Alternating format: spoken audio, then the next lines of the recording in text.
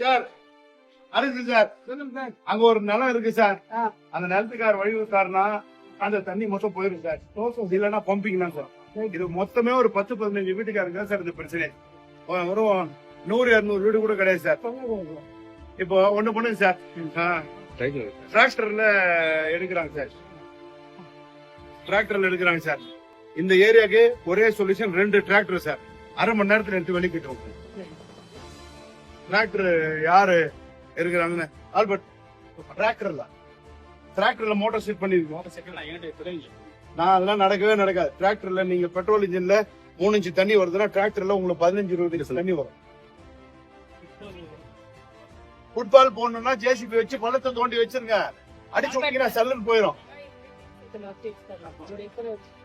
Sir. எடுத்து பாருங்க sir, அங்க ஒரு 5-6 வீடு சார், இங்க ஒரு 10 வீடு சார். இது மொத்தமே இந்த 15 வீட்டுக்காரங்க தான் சார் பிரச்சனை. மீது எல்லாம் இப்ப லேட்டஸ்டா கட்டினவங்க மேல கட்டிருக்காங்க சார். மீன் பழசு அந்த மாதிரி சொல்றாங்க பாரு.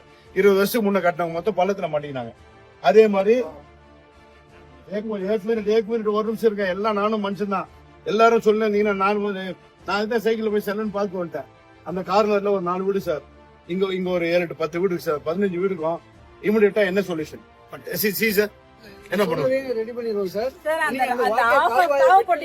எல்லாத்துக்குமே சொல்யூஷன் சார். இப்ப காவ கட்ட முடியுமா?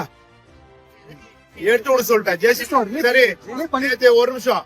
நேற்று பொதுமக்கள் ஜேசிபி வச்சு ஏத்துக்கிறீங்க. அங்க போற பைப்பு, குடி தண்ணீர் பைப்பு பொத்தல் போட்டுச்சு.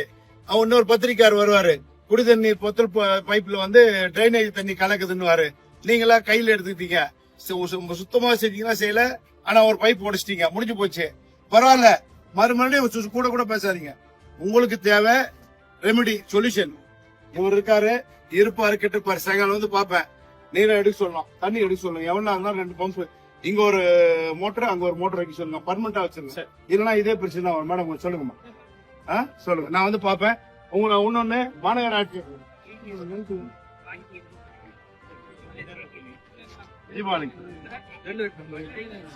வச்சுங்கப்பா. இப்போ கார்பரேஷன் தம்பி, கார்பரேஷன் மேயர், எஸ்சி எல்லாருக்குமே சொல்லிட்டேன்.